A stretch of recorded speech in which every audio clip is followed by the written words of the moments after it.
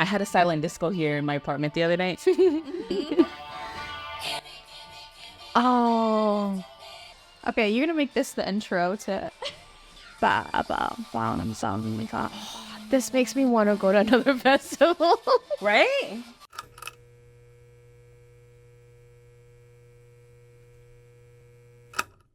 Hello and welcome to the Hmong Women podcast. Thank you for joining us today. My name's Emily, if you don't already know. I'm Ariel. And I'm Dochi. And today we're going to be talking about our social media use and navigating social media. So let's jump right on in. So ladies, what do you typically use social media for? Well, I think ever since we started Hmong Women podcast, I've mostly been using it for like research. So for me, I think it's always really important to see what's trending because that feeds into the topics that we talk about on this podcast. A lot of the research for me too is just thinking about all the previous comments I've seen because I keep tabs on mostly the TikTok account. So that also can feed into how our conversation goes as well. I think in the past I've talked about like doom scrolling, but I try to just casually browse now because I put myself on a really tight schedule of where I'll check social media at specific times of the day versus like every hour. And I feel like that's really gotten me out of this flow of like checking it constantly and feeling like I always need to be on. But I mean, I think overall, like my favorite platforms are TikTok and Facebook, and I'm getting used to Insta. But I usually just use it for fun. I like listening to other people's advice, and I love using it for inspiration. So anything outfit-wise, quotes-wise, fashion, and life. I have really scaled back my social media use. Not that I used it a lot before, but as a teenager, I used it a lot because that was how I stayed connected to friends. But now I don't use Facebook a lot. I have it, but I don't use it. I have it because that's how I stay connected to my maternal family and a lot of my other family members. That's about it. I'm really on Instagram though. I really only use social media for keeping up with like social justice movements, but that's really it. I don't follow much else. I have like certain pages that I follow for like motivational quotes. And I follow some tattoo artists, and I also follow some other artists that makes funky arts.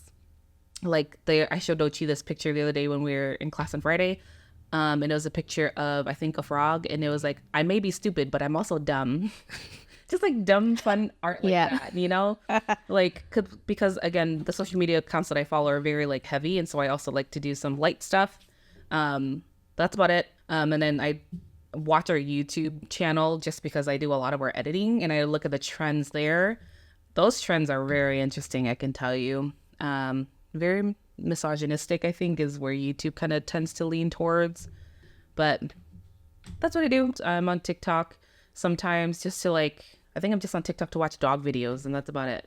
I went through a period where I really wanted to detach from social media because of how heavy it influenced me.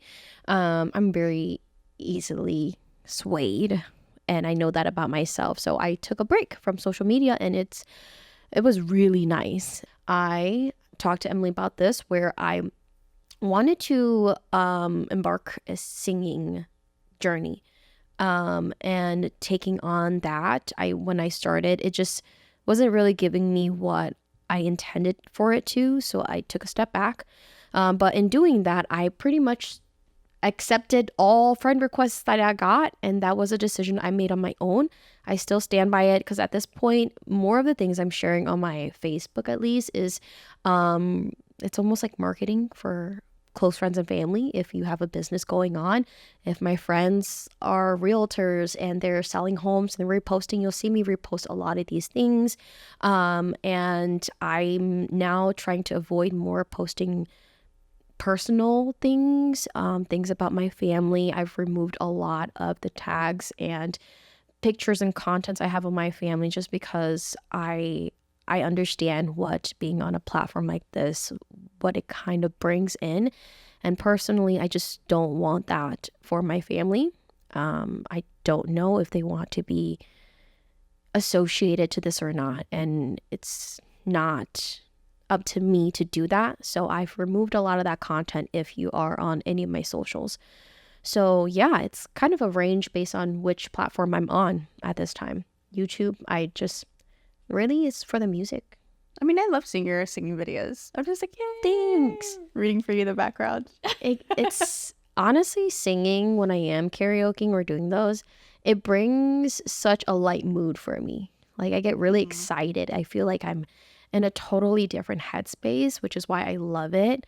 And I do want to invest into it more. It's just right now, there's so much going on. Like I've overbooked myself this year. And so it's not that I want to throw that passion into the back burner, but I want to be able to focus on it 100%.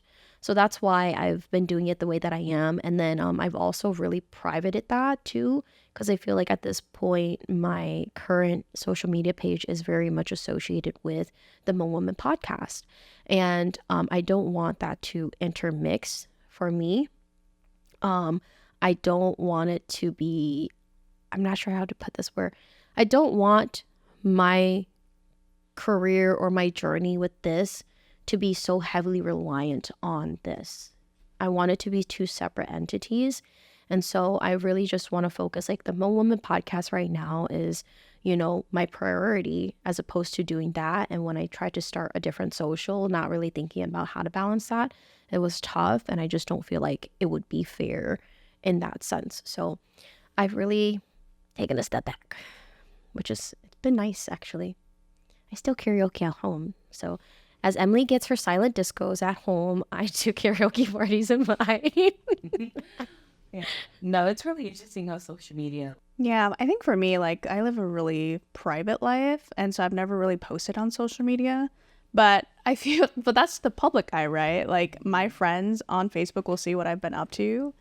But I don't know, maybe that's just a hump I want to get over because, yeah, I just feel like ever since starting this podcast, I'd want to get a little bit more active on social media. But for me, it's like, I'm just not the kind of person to post just to post. Like I want to post it with intentionality and post it with a purpose.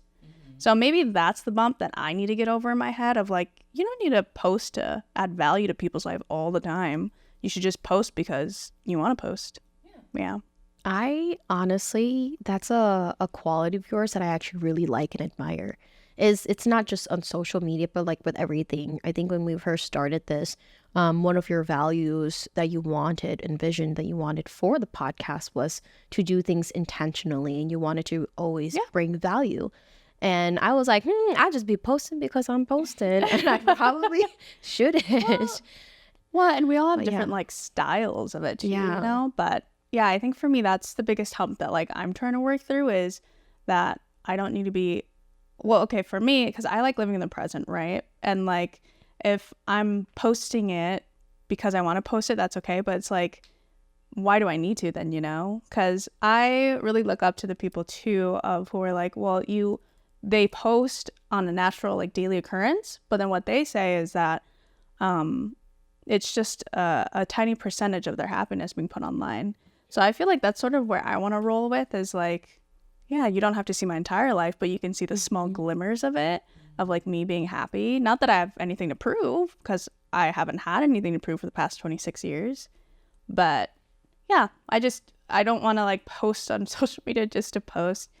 I just want to build a bigger platform for something else, maybe. I don't know. Something more purposeful than just my life. Yeah, that leads perfectly into our next question of how social media use affects us, right? If using social media or even consuming things from social media has created feelings of comparison, inadequacy, or anxiety, right? And so have you always felt, in regard to your question, have you always felt the need to post on social media because you've seen people posting in your circle or not? Yeah, I think the reason why I've been able to live such a private life is because I just don't feel the need to prove things to people. Like if I'm happy, I don't really need to show that off. But growing up, we were so poor that my parents couldn't afford Wi-Fi. So I never got into like the YouTube era.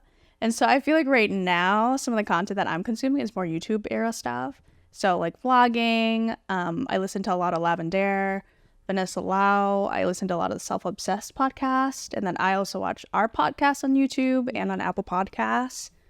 But yeah, I consume everything from like ASMR to lifestyle to beauty, travel, hacks. And I have like my comfort creators. So people who I watch because like I vibe with them or I think like I'd be really good friends with them. So I watch that probably pretty daily. And I typically don't avoid things very much, but when I do, it's just because it brings me anxiety. So, for example, the last election was just like so anxiety provoking because there was a lot of Asian hate, obviously, but I feel like when you see things like that on repeat, it just becomes a lot. And so I've just learned like if something really is bothering me the first or second time around, I'll just really easily block and delete or just like block and unfollow. But yeah, I used to have a lot of anxiety about the last election. And then I think for me, one of the other reasons why I haven't started content creation is because my comparison of my space, right? So like I love big airy homes and like I see these crazy creators with their mansions and big homes and like 20-foot ceilings. And sometimes I do feel a little sad about my space, but I think at the end of the day, like I forget that I have little things that I love, like my plants and my bed and my master bedroom and like my super nice shower head. And that's the things that I choose to focus on are the things that like really do bring me joy and really do bring me like little moments of like gratefulness. Yeah. I love that. Yeah, I am much less intentional. I think my journey with social media has always been more like it's a journal. It's a very public journal. And it's probably because the people that I initially had on my socials were just people that I were related to. And long story short, I lived out in the boonies and I didn't connect with them as much. And so sometimes when I would do things, I would just simply share it. If I had a thought, I would share it. And I think it actually had more to do with also the fact that I didn't feel like I had people to talk to.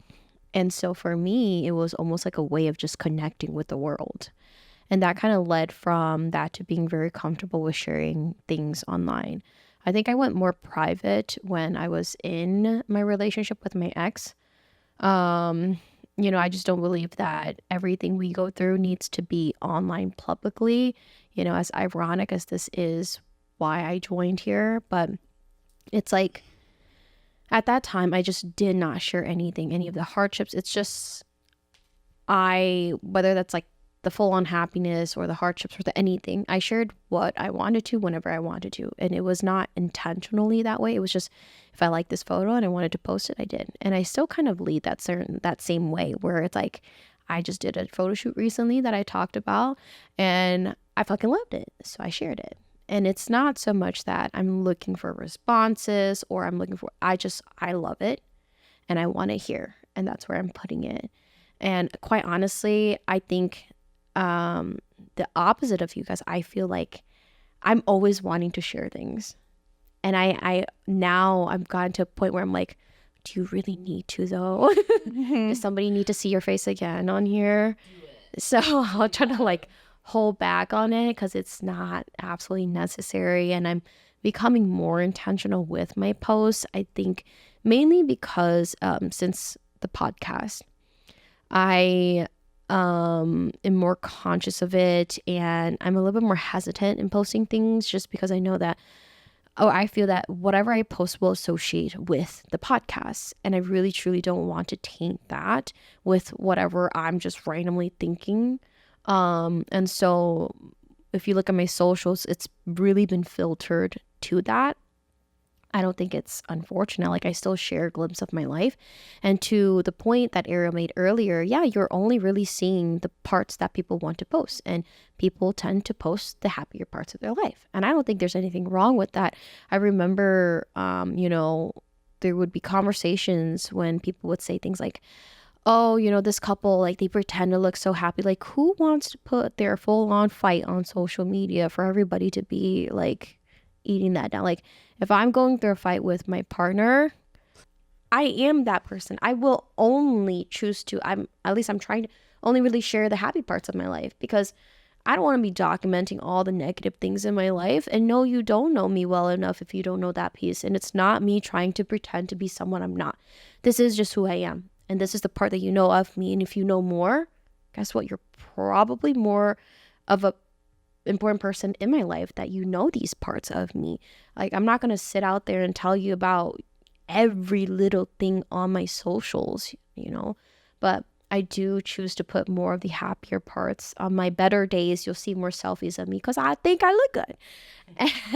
And, on my worst days, you're probably not going to see anything because I don't feel that great and I don't want to be posting. So that's kind of how I go about it and how I've consumed content, how I've kind of also, posted on my socials. Social media is just to highlight real folks. Yeah. So careful what you consume. Yeah. Yeah. It really is. That's why, like, it's so important about, like, who you choose to follow, because that can create feelings of comparison and inadequacy and anxiety. Like, if you're a person trying to lose weight and you're constantly following these content creators who are, losing weight, and you're like, why can't I get there? A lot of them follow a certain regimen that they don't post. So just be careful about who you follow. But I'm kind of an in-between of Ariel and Dochi. So I used to post just because I wanted to post. And when I do upload on social media, it's always information that's educational. It's never an update on my life, actually.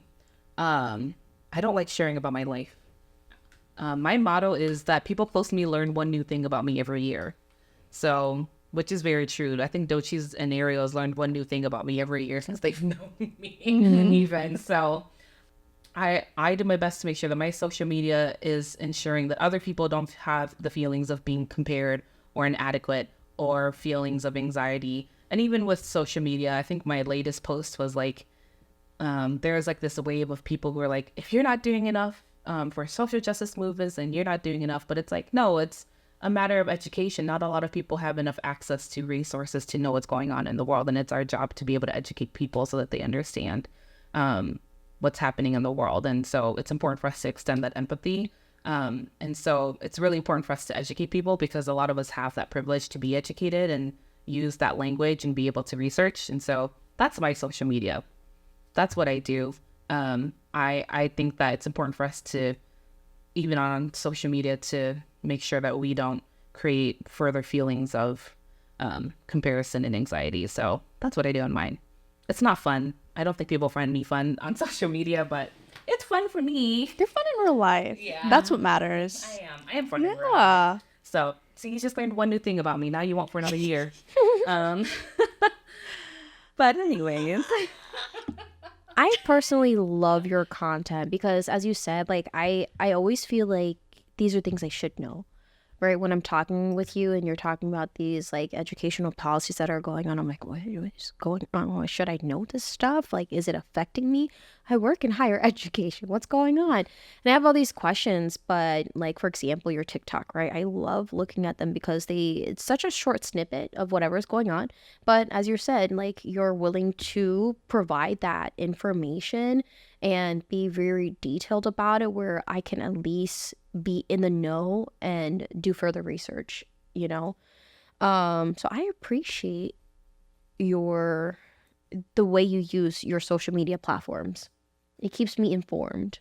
Yeah, and that's what I love about the three of us, is we're all very different, but we're all very similar, right? Ariel, I love how she uses her social media, which is not very often, but when she does, I see the things that she likes, and it's always very motivational. And I'm always reminded, like, okay, I need to take a step back and take a me day. And I think you shared a quote the other day where it's like, I'm enough for myself and that's enough for me. And I was like, oh my God, I love that. Remember, but I'm enough for myself. Yeah. And then I love that. And then like Dochi would like post a video of herself singing, and I'm like, I do you remember that I like karaokeing, and I like would take a minute or two to like sing a song that I like. And so like it's just like the people again that you have on your social media platform and in your circle, and that's where you have social media too. Not just in you should have people in your personal circle that you meet in person, okay, too, but also like things that you also consume online is important. And yeah. So I just laughed because that was cute and cheesy. It was really cheesy, but I sometimes forget you guys see the stuff that I like on my algorithm. how do you address and like mitigate any of these challenges to prioritize your own mental health when you're in these digital spaces that feel overwhelming or feel like, just really negative? How how do you address those issues? So I think ever since starting the Hmong Women podcast TikTok account, there's been a lot of what's a nice way of saying this? Questionable people commenting. and so I just get tired of people's nonsense and illogical crap they say. But usually when stuff like that just becomes overwhelming, I don't really take much personally now. And so there's a lot of things that I do now to protect myself from that headspace.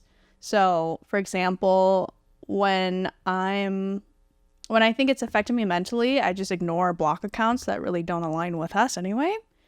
And then along with that, on the personal side, I just take a break when I think I'm getting a lot of negativity on my feed, or I'm seeing negative comments, or when I just know I've been on for way too long. And so, yeah, I think for me, I've always just taken that stance of like, I don't really want to put the energy towards this. And if you're not helping me or educating me in some way, and you're really just rude and you don't make sense, I have no problem deleting you and blocking you. That's just my perspective, though. I am not quite that bold yet, so I don't do any of the, what do you call it, like I don't really look at the TikTok comments as much. Oh, moderation. Yeah, I don't really moderate on there, and I'm more so on Facebook. And oh my God, I'm really happy in a sense that I was on the Facebook piece, just because those are probably the nicest comments of the 3 platforms. And I just didn't realize that it was going to be so different, because I forget about the YouTube comments. And so every once in a while, I'll remember about it and I'll go look. And oh my gosh, I can't with some of them. You are correct. It's very misogynistic. It's very like left fields. What is going on here? You totally missed the point of the video. I don't even know how that comment came up. And I'm just kind of filled with emotions of, I don't even want to deal with this. Like, this isn't even worthy of my time. And on TikTok, it's very similar. I think we have a good mixture of people on there, where I've seen comments where it's like very, I don't know, it actually has shit that makes sense. It's related to the video. And then there are those comments where it's like, what are you talking about, buddy? Or what are you even trying to say? Because this doesn't make any sense, like, at all.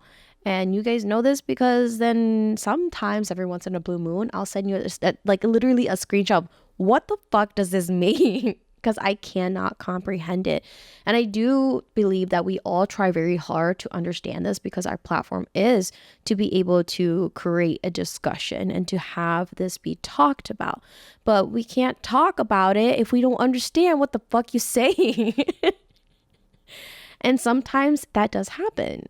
And I give these ladies a lot of props for handling that piece. I think you guys do a really good job at, kicking in, balancing it, always asking, like, if you're not comfortable with handling that, I'm more than happy to.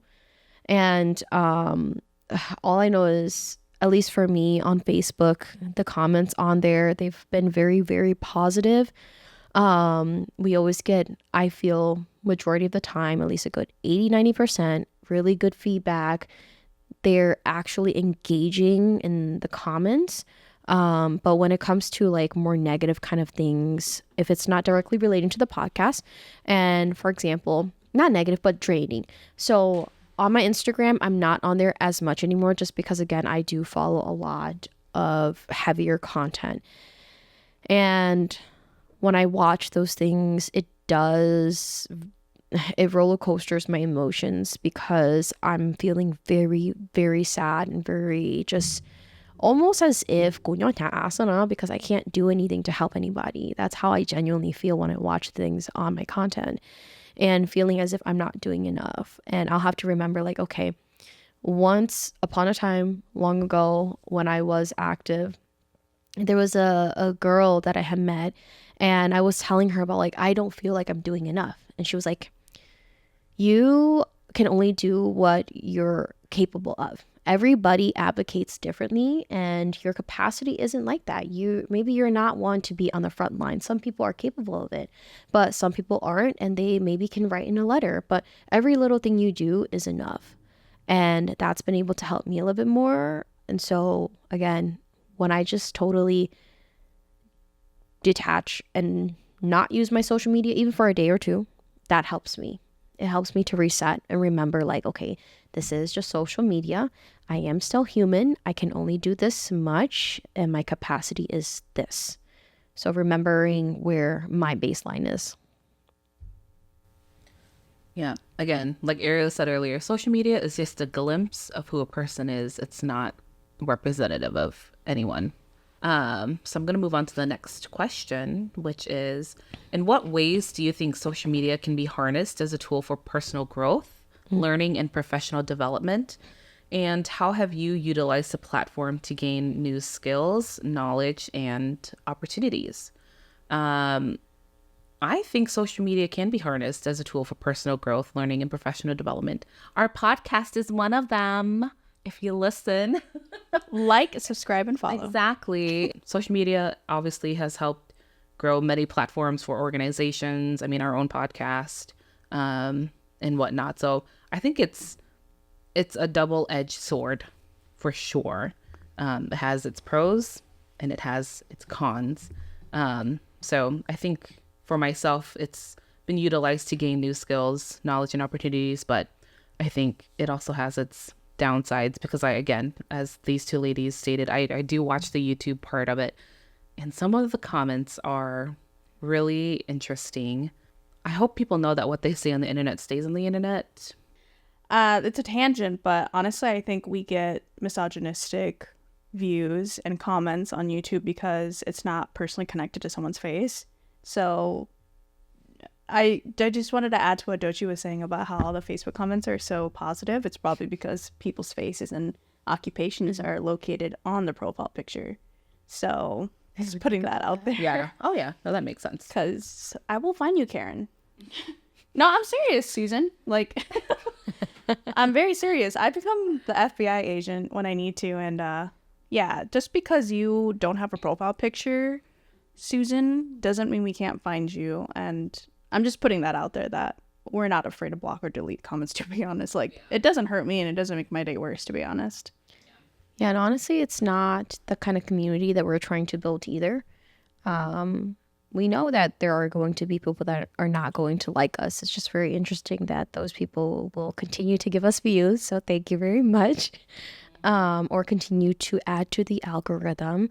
But yeah, with this question you had, Emily, on how you can utilize social media for personal growth, learning, professional development, I've been using it a lot more. I think, as you said, it's so much more accessible nowadays. I use YouTube a lot for my learning. And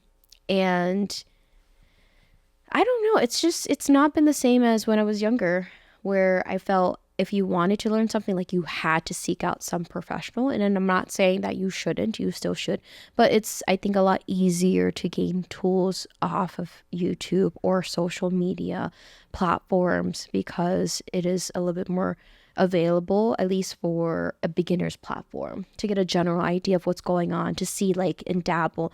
Is this something I want to invest further into before you actually fully invest money? It's almost like a form of research before you do intend to financially invest into something. More specifically, I think personal development and growth, I use it a lot. I've been using it a lot for my own self-healing journey to try to reconfigure my brain and how I should be thinking to lead a more positive life, because if I'm following people who have more positive lifestyles and who speak more positively, as what Ariel said earlier, the more you hear it, the more repetition, the more it becomes a part of my life and my norm. So that's one way I've been using it. Yeah, I love that. I like to call it YouTube University because I work with a lot of older folks, actually. And so that's one of the ways that we learn together is like, oh, I can't figure out this. Here's a YouTube video. Mm-hmm. Like, I feel like it's easier and more accessible nowadays to just look up a question on YouTube and get it figured out in the next 5 minutes. Yeah. So, yeah, I've loved using YouTube to learn more about, like, passive income. I'm currently in my sort of, like, financial phase. So just been following a lot of people who have the expertise and the information online. Yeah, and I really love TikTok because of the educational purposes, obviously. So I actually self-published because I found a woman who taught us how to self-publish through her TikTok page. So TikTok's just a really great platform where you can literally learn and take away things that so many people give away for free. And I say that with all sincerity because, like, yeah, I learned how to self-publish a book through a woman's course, and it wasn't even very expensive, to be honest. And I feel like in social media too, it's created this really great platform, whether it's TikTok or YouTube, and depending on who you're following, it allows people to connect and have community. So I love seeing on Instagram like all these great events pop up, and just seeing these content creators like go about, because I personally am extroverted, so I love networking and I love seeing just events pop up where I can go network. But yeah, those are some of the platforms I use for professional development and personal growth. I think the only thing that I would suggest people look more into is podcasts, because I am loving podcasts right now, but I never really used to listen to podcasts just because like I was like, oh, that's for old people. Obviously, Valid. Yeah. And obviously, like, that's pretty biased, and I'm not old, so there you go. But Yet. yeah, I'm getting there. But yeah, like, podcast episodes have really opened my world in terms of like health and finance and just everything and anything that you can think of. And definitely, if you're looking for a couple podcasts, reach out and DM us, and I'll definitely shoot those your way. But yeah, I love podcasts, whether it's anything from health to life to wellness to fitness. Like, I'm all about it right now. Yeah, and not even just like podcasts, but I'm just thinking about like people who promote their YouTube channel teaching you how to do stuff. Like people who like teach you how to like fix parts of your car, or like people who teach you how to clean parts of your house that you didn't know how to clean before, like, or like how to like take apart your sink if it's not working and things like that. You know, social media has been plays a pivotal role in those kinds of channels that can help you do small things around your house. So yeah, and I feel like it builds a community of where like you feel like you're not alone, right? So a lot of people who, you know, are going through health challenges, or they're just going through things that they feel alone in, I feel like that's where you really see social media come up into the light of like, oh, I deal with that too, and you just get more and more support and you build that community online. Yeah, that actually reminds me of like you know, when you're kind of, how do I put this?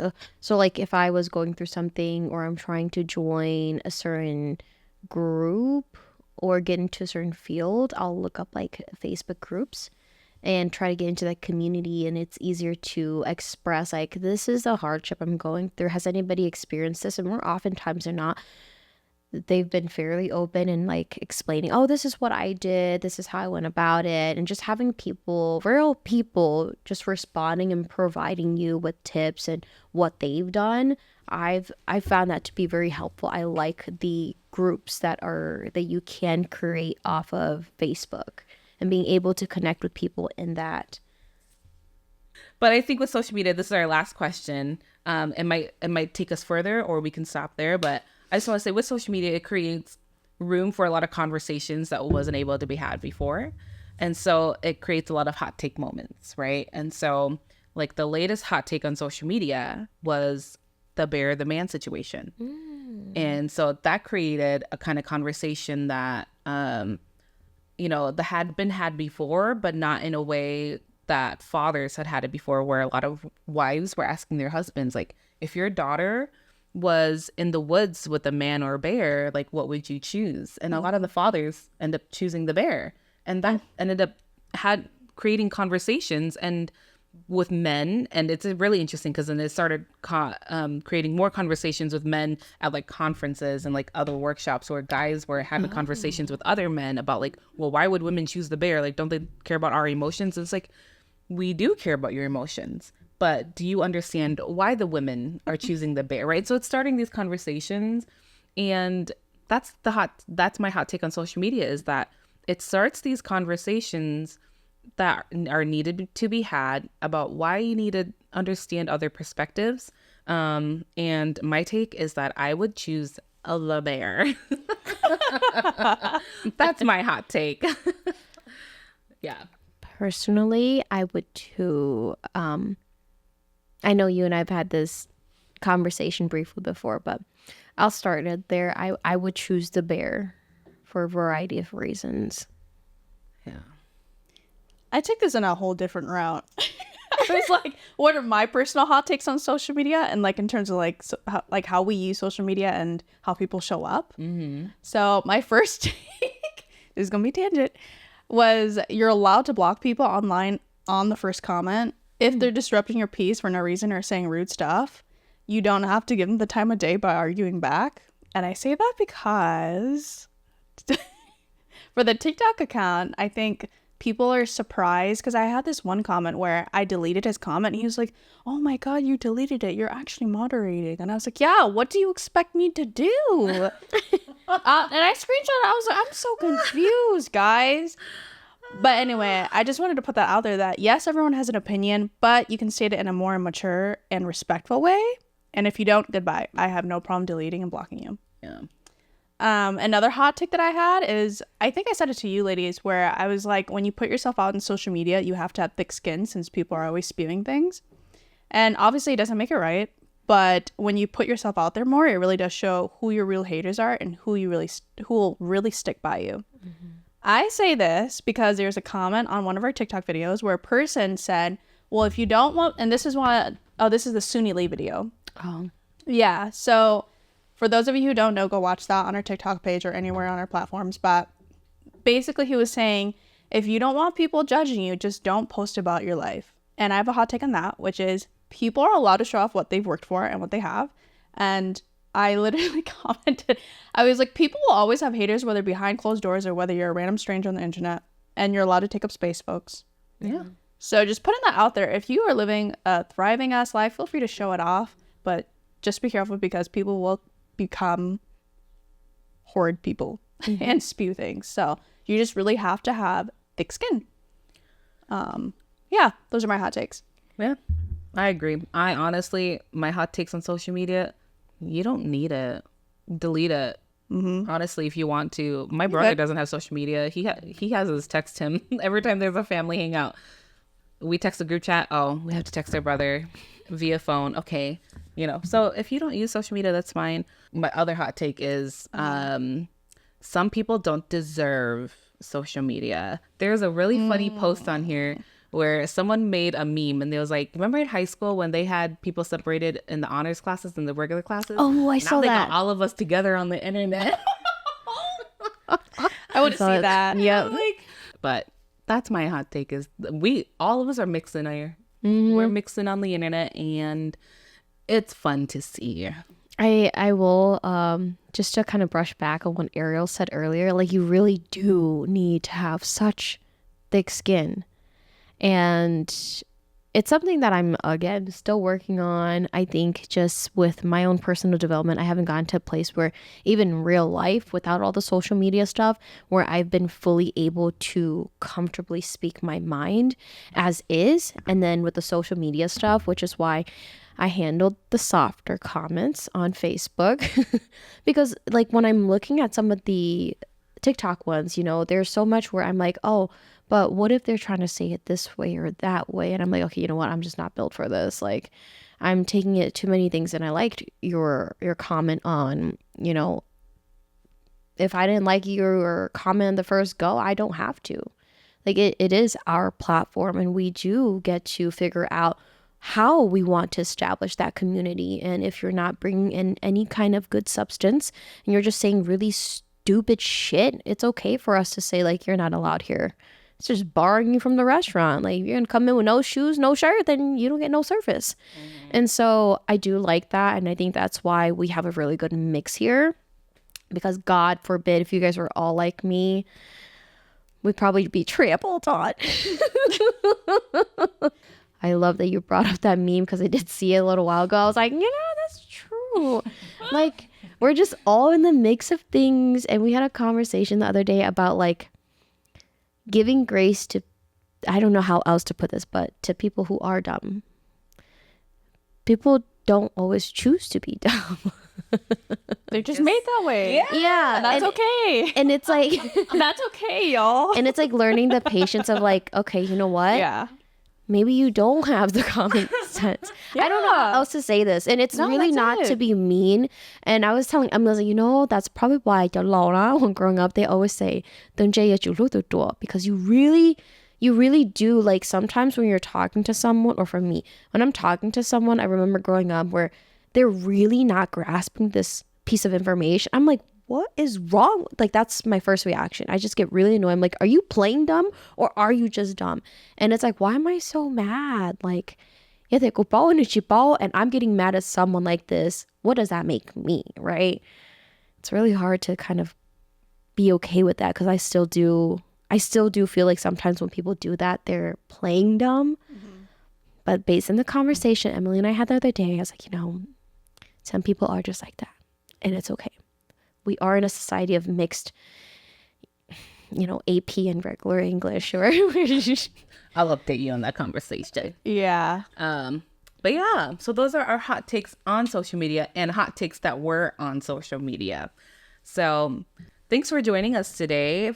Please comment what your hot takes are on social media and what your hot takes on social media that were talked about on social media are, because we'd love to hear.